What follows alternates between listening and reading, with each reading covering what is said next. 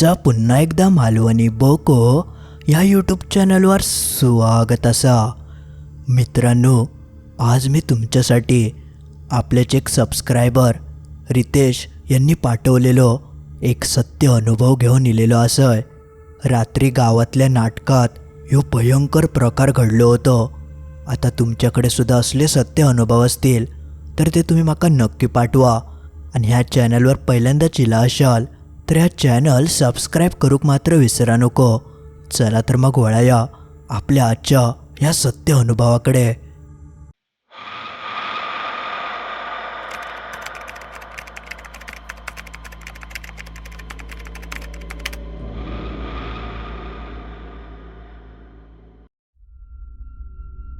माझं नाव रितेश.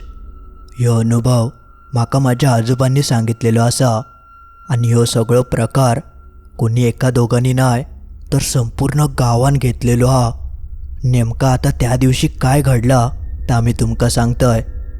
त्या काळी आतासारखे रस्ते लाईटी वगैरे असं प्रकार नाही होतो. त्यामुळे बहुतेक कार्यक्रम हे दिव्याच्या किंवा कंदिलाच्या प्रकाशातच व्हायचे.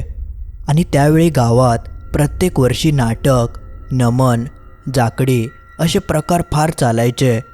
म्हणजे गावच्या मंडळींका कार्यक्रम बघूची खूप आतुरता असायची. म्हणजे आता कशी TV, मोबाईल अशी उपकरणं येली ज्यामुळे लोकांचं विरंगळ होता. पण तेव्हा लोकांका विरंगळाचं काय साधन नाही होता. म्हणून सगळी लोक असं काय गावात असत की झाडून पुसून जायची. ह्यो जेव्हा सगळं प्रकार घडलो तेव्हा साधारण उन्हाळ्याचे दिवस होते. आणि तुमका तर माहिती असा बरेचसे कार्यक्रम हे उन्हाळ्याच्या सुट्टीतच केले जातात. आणि गावात सगळ्यात आवडतो विषय म्हणजे दशावतार. पण एका वर्षी आजोबांच्या गावात दशावताराप्रमाणे गावकऱ्यांचंच एक नाटक बसवायचा आणि गावकऱ्यांसमोर प्रेक्षेपित करायचा असा काहीसा ठरवला गेला. म्हणजे गावातलीच माणसं त्या नाटकातली पात्रं असतली. आणि मग त्या नाटक बसवून झाल्यावर त्या नाटक सगळ्यांसमोर सादर केला जाणार होता असा काहीसा गावकऱ्यांमध्ये ठरला. ह्यो एक वेगळा प्रयोग होतो. आणि तेव्हा त्यांच्या गावात एकापेक्षा एक कलाकार माणूस होतो. आणि नाटकात काम करूची प्रत्येक माणसाक उत्सुकता होती. बघता बघता ह्या सगळ्याचं नियोजन झाला. आणि नाटकाच्या 20 दिवस अगोदर तालमीक सुरुवात झाली. पण तेव्हा त्यांच्या गावात एक गीता नावाची लहान मुलगी होती. पण तिका नाटकाचं लय नाद होतो. आणि ती लहान असली तरी तिका नाटकात काम करूचा होता. म्हणजे तिका त्या सगळ्याची खूप उत्सुकता होती. पण जेव्हा ती थंय गेली तेव्हा तिका समजला की तिका शोभात असं पात्र त्या नाटकात नाया. त्यामुळे तिका काय नाटकात कोणी घेऊक नाही, ज्यामुळे तिका खूप दुःख झाला. तरी तिने थंयच्या लोकांका खूप विनवणी केल्यान की माझं एक छोटंसं पात्र ह्याच्यात टाका. पण त्या नाटकाचा जो लेखक होतो ज्याने ती गोष्ट वगैरे लिहिलेल्यान त्याच्यात लहान मुलीचा काय संबंध नसल्यामुळे तेका असा काय करूक जमाक नाही. त्यामुळे त्याने आपला तिका म्हटल्यान की बाळा, ह्या नाटकात तुका काय पात्र नाया, पण पुढच्या वेळी जेव्हा नाटक होईत तेव्हा मी तुझ्यासाठी एक पात्र नक्की टाकीन. पण तिका मात्र त्याच नाटकात काम करूचा होता, ज्यामुळे तिका खूप वाईट वाटला. आणि ती आपली तोंड पाडून घराकडे येली. गीताचं तो सगळं अवतार बघून घरचे सुद्धा एकदा ते नाटकावाल्यांकडे गेले. त्यांका त्यांनी विनवणी केल्याने की आमच्या मुलीक घेवा. पण काय पात्रच नसल्यामुळे त्यांच्याकडे काय पर्याय नाही होतो. आणि लहान मुलगी असा वाईच मोठी होऊन दे, म्हणजे चांगलं अभिनय वगैरे अजून करीत ती, अशी काहीशी कारणं देऊन तिने आपल्या त्या सगळ्याक नकार दिल्याने. तसा गीताच्या घरच्यांनी गीताची समजूत काढल्याने की हा बघ बाळा, तू काय भिया नको, आपण पुढच्या वेळी नाटक होतला ना तेव्हा तुका नक्की काहीतरी एक पात्र देऊया. पण लहान मुलगी तिका काय कळता, तिने मनातच धरलेल्यान की माका नाटकात काम करूचा असा. त्यामुळे ती त्यानंतर रात्रंदिवस खूप रडायची. पण घरच्यांका वाटला की नंतर तिका कळात आणि ती शांत होईत. मग 2-3 दिवस तशी ती रडली आणि त्यानंतर आपणच शांत झाली. आणि मग ती स्वतःहून ज्या ठिकाणी तालीम व्हायची त्या ठिकाणी ती जाऊक लागली. आणि ती सगळी तालीम ती मन लावून बघूक लागली. त्यानंतर ती रोज त्या तालमीक जायची. आणि तालीम संपली की घराकडे निघाने यायची. पण तिच्या अंगात कलाकाराचं किडोत दडलो होतो, कारण ती 3-4 दिवसात तालीम बघून इली होती. आणि एवढ्या वेळेतच तिचे ते नाटकातले सगळे संवाद अगदी तोंडपाठ झाले होते. म्हणजे प्रत्येक पात्राचे शब्दांशब्द वाक्यानवाक्या सगळी तिची तोंडपाठ होती. म्हणजे अक्षरशः त्या पात्रांकासुद्धा मध्ये मध्ये आठवत नाही होता, पण गीताक मात्र त्यांची वाक्य लगेच आठवायची. म्हणजे थोडक्यात तिका नाटकाची आवड असल्यामुळे या सगळा तिका एकदम पटकन कळायचा आणि सगळा तिच्या डोक्यातसुद्धा चांगला राहायचा. पुढे पुढे तर जेव्हा ती तालमीक जायची तेव्हा एखादा पात्र मधीच वाक्य विसरला की ती लगेच त्याका त्या वाक्य आठवून द्यायची. तिचा तर सगळा पाठांतर बघून थैचे सगळेजण तिचा कौतुक करूक लागले होते. पण एवढं सगळं होऊनसुद्धा तिका नाटकात का एखादं पात्र गावाक नाय, तिका संधीच कोणी देऊक नाय.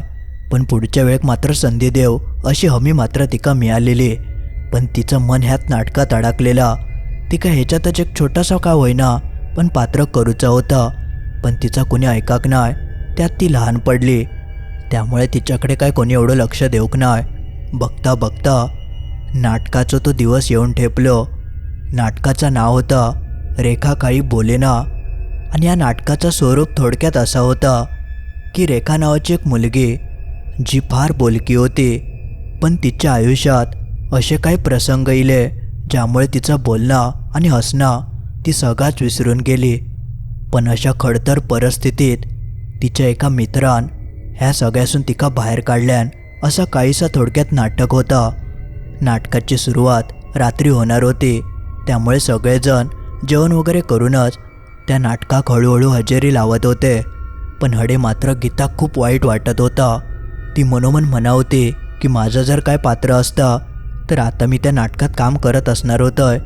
असं विचार करत करत ती आपली जेवक तर बसलेली, पण तिचं जेवणाकडे मात्र अजिबात लक्ष नाही होतं आणि जेवणसुद्धा तिच्या घशाखाली काय उतरत नाही होतं. त्या दिवशी तिने तर जेवण तसाच टाकल्यान आणि घरच्यांका ती म्हणाली माका नाटक बघूक जाऊचं असा, मी येतोय असं म्हणून ती आपली बाहेर पडली. आणि गावातच नाटक असल्यामुळे घरच्यांनी काय एवढं लक्ष देऊक नाय. ती पुढे निघान गेली आणि घरचे तिच्या मागसून येणार होते. मग थोड्या वेळान तिच्या घरचे सुद्धा नाटक बघूक निघाले. बघता बघता नाटकाच्या ठिकाणी प्रचंड गर्दी झाली आणि गावातली सगळी लहान लहान मुलं म्हणजे गीतासारखी सगळ्यात पुढे बसली आणि मग त्यांच्या मागे मागे मोठी मोठी माणसं बसाक लागली. आणि बघता बघता त्या नाटक अखेरीस सुरू झाला. पण समोर बसलेल्या गीताच्या मनात एक घालमेल सुरू होती. ती म्हणजे मी जर या नाटकात काम करत असतंय तर आज मी हय नाय पुढे असणार होतंय, असा काहीसा तिच्या डोक्यासारखे येत होता.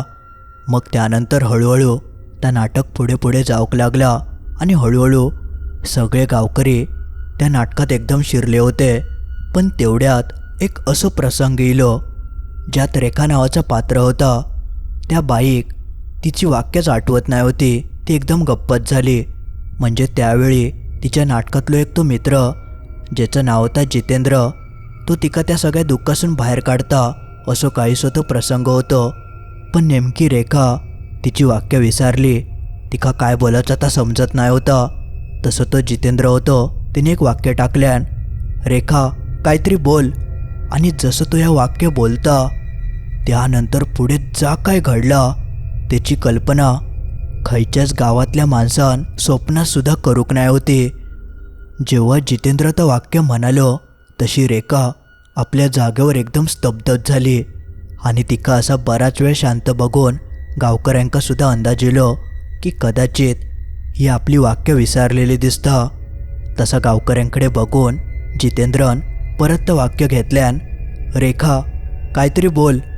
आणि जसं तो दुसऱ्यांदा या वाक्य बोलता तसं अचानक वातावरणात कमालीचं बदल झालं.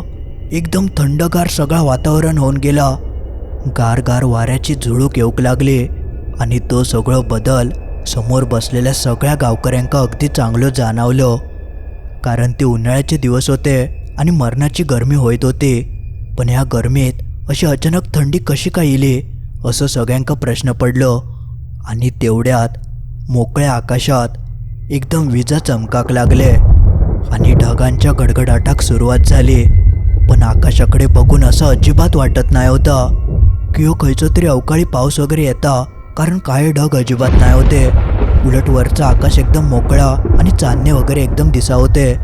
आणि त्यानंतर एकदम सोसाट्याचं वारं सुटलं आणि आजूबाजूची झाडा अशी काय हलाक लागली, जणू एखादी शक्तीत थंय कसली तरी दाखल झाली असत अशी काहीशी सगळ्यांका चावू लागाक लागली. आणि तेवढ्यातच आजूबाजू कसलेले सगळे कुत्रे मोठमोठ्यान हल्लाव घालूक लागले. आणि त्या सगळा वातावरण बघून सगळ्यांच्या मनात एकच गोष्ट येली की आता काहीतरी अघटित घडणार असा ह्या नक्की. कारण सगळे कुत्रे अक्षरशः मोठमोठ्यान रडल्यासारखे भोमटत होते. आणि असा तेव्हाच होता जेव्हा काहीतरी वाईट संकेत असतात. पण त्या अचानक सुटलेल्या सोसाट्याच्या वाऱ्यान जेवढे काही दिवे कंदील पेटवलेले होते ते सगळे विजान गेले. आणि थंय एकदम सगळीकडे किनाट काळोख झालो. कोणच्याच हातातलो कंदील चालू रावाक नाय. आणि ह्या सगळा काय घडता ताच कोणाक समजत नाही होता. म्हणजे जेव्हा फक्त आकाशात वीज चमकायची तेव्हाच काय तो प्रकाश खाली पडायचो आणि खालचा एकदम लख्ख दिसायचा. पण एवढा सगळा होऊन सुद्धा त्या नाटकवाल्यांनी म्हटल्याने की आता नाटकाची सांगता इलिया, त्यामुळे आता नाटक पूर्णच करूया. म्हणून जितेंद्रन त्या सगळ्या वातावरणातच परत आपलं तर वाक्य घेतल्यान, रेखा काहीतरी बोल. आणि तेवढ्यात मोठ्यान गाजला आणि लख्ख विजेचं प्रकाश थंय पडलो. आणि ह्या वेळेक मात्र मगातपासून गप्प असलेली रेखा बोलाक लागली. पण तेव्हा ती जा काय बोलली ता सगळं ऐकान समोर बसलेल्या सगळ्या गावकऱ्यांच्या पायाखालची जमीनच सरकली. सगळ्यांच्या अंगावर काटोइलो. कारण मुळात ती रेखा नायच होती. समोर गीता येऊन उभी राहिलेली. आणि विजेच्या अंधुक अंधुक प्रकाशात गावकऱ्यांका ह्या सत्य समजला की रेखाच्या जागी गीता येऊन उभी राहिलेली असा. आणि त्यानंतर गीतान रेखाचे पुढचे जे काही संवाद होते ते सगळे एकदम अभिनयासकट धडाधडा बोलून टाकल्यान. आणि तिचं तो सगळं अभिनय बघून गावकऱ्यांच्या तर डोळ्यात पाणी चिला. तिने तर नाटक पूर्ण संपवल्यान. आणि त्यानंतर ती जा काय बोलली ता ऐकान सगळ्यांची तोंडा मात्र उघडीच रावली. ती म्हणाली, मी गीता, माका नाटकात काम करूची प्रचंड आवड होती, पण माझी इच्छा अपूर्णच रावली. माका या दुःख खूप अनावर झाला आणि म्हणूनच मी बाजूच्या टेकडीवरसून उडी मारून माझं आयुष्य संपवलंय. पण जिवंतपणे नाय, पण मेल्यावर तरी माझी हौस पूर्ण करून घेतलंय हेच माका मात्र आनंद असा. माझ्या ह्या कृत्याबद्दल मी सगळ्यांची हात जोडून माफी मागतोय. आई, पप्पा, तुम्ही जास्त वाईट मानून घेऊ नको, असेच आनंदी रवा हीच माझी विनंती. एवढा बोलान गीतान थैसून सगळ्यांचो निरोप घेतल्यान. पण ह्या आता लोकांनी काय बघितल्याने त्याच्यावर कोणचो कायच विश्वास बसानाय. कारण ह्या कसा काय शक्य असा, असं होऊचाच नाय. गीता आमची जिवंत हा. गीताची आई पप्पा तर हांबोर्डं फोडून रडाकत लागले. आणि गीताची आई तर थयच बेशुद्ध झाली. गावकऱ्यांनी कसा बसा तिका सावरल्याने. पण अजूनव कोणाक समजत नाही होता की नेमका काय घडला. तसे सगळेजण गीताक शोधूक लागले. तसे काही जण म्हणाले की ती म्हणाली की त्या टेकडीवरनं उडी मारल्यान, चला आपण ते बघून येऊया. तसे गीताचे वडीलसुद्धा त्या सगळ्यांसोबत थंय गेले. आणि थंय गेल्यानंतर त्यांनी टेकडीच्या खाली जाऊन बघितल्याने तर खरोखरच गीताचो मृतदेह तेंका थंय सापडलो. आणि जेव्हा या सगळा घडला तेव्हा सगळ्यांच्या काळजात एकदम धस्सत झाला. कोणाकच त्यांच्या डोळ्यांवर विश्वास बसत नाही होतं. आणि गीताच्या वडिलांनी तर ते पूर्णपणे अंगठ टाकल्याने. पण जा काय घडूचा होता त्या घडांतर गेलेला. आणि त्या सगळा त्यांका मान्य करूचाच लागला. मग कोणाची इच्छा नसताना सुद्धा गावकऱ्यांनी कसा बसा गीताचं शरीर थैसून आणल्याने आणि तिचे पुढचे जे काही विधी होते ते पार पाडल्याने. असो काहीसो प्रकार तेव्हा माझ्या आजोबांच्या गावात घडलं होतं. पण मी आतापर्यंत कलेवर प्रेम करणारे खूप कलाकार बघितलंय. पण कलेचं वेड असलेली पहिली कलाकार मी गीताच्या स्वरूपात बघितलंय, जिने कलेपायी आपलं जीव गमावल्यान. त्यामुळे माका ह्या अनुभवावरसून सगळ्यांका एकच विनंती करूची असा की माणसाक जिवंत राहण्यासाठी नुसतं श्वासच नाय, तर त्या माणसातली कलासुद्धा जिवंत ठेवणं खूप गरजेचं असतं.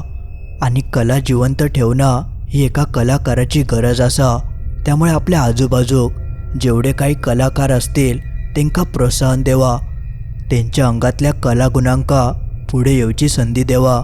त्यांना कधीच असं मागे टाकू नको. भले ते छोटे असतील मोठे असतील, पण त्यांना एकतरी संधी मिळाकच हवी. पण ह्या सगळ्या घटनेपासून ताजा नाटक ज्या माणसान लिहिल्या नव्हता त्या माणसान गीताक श्रद्धांजली म्हणून तिने आपल्या नाटकाचं नावच बदलल्यान. तिने रेखाच्या जागी गीता या नाव टाकल्यान आणि नाटकाचं नाव गीता काहीतरी बोल असा काहीसा त्याने नाव ठेवल्यान. मंडळी, आज पुरता एवढाच. तर मित्रांनो, असं काहीसं होतं. आपले सबस्क्रायबर रितेश यांनी पाठवलेलं त्यांचं हे अनुभव, जो तुमका कसं वाटलं, ह्याबद्दल काय काय वाटला त्या कमेंटमध्ये नक्की कळवा. आणि तुमका जर अनुभव आवडलो असत तर लाईक करूक विसरा नको. आणि आपल्या मित्रमैत्रिणींका, भावा बहिणींका जिंका भूताच्या गोष्टी ऐकाक आवडतात त्यांका या व्हिडिओची लिंक नक्की शेअर करा. आणि अजून तुम्ही या चॅनल सबस्क्राईब करूक विसरला असाल तर लगेच सबस्क्राईब करून टाका. चला तर मग लवकरच भेटाया असंच काहीसं भयंकर अनुभव घेऊन बुधवारी ठीक रात्री 10:30 वाजता.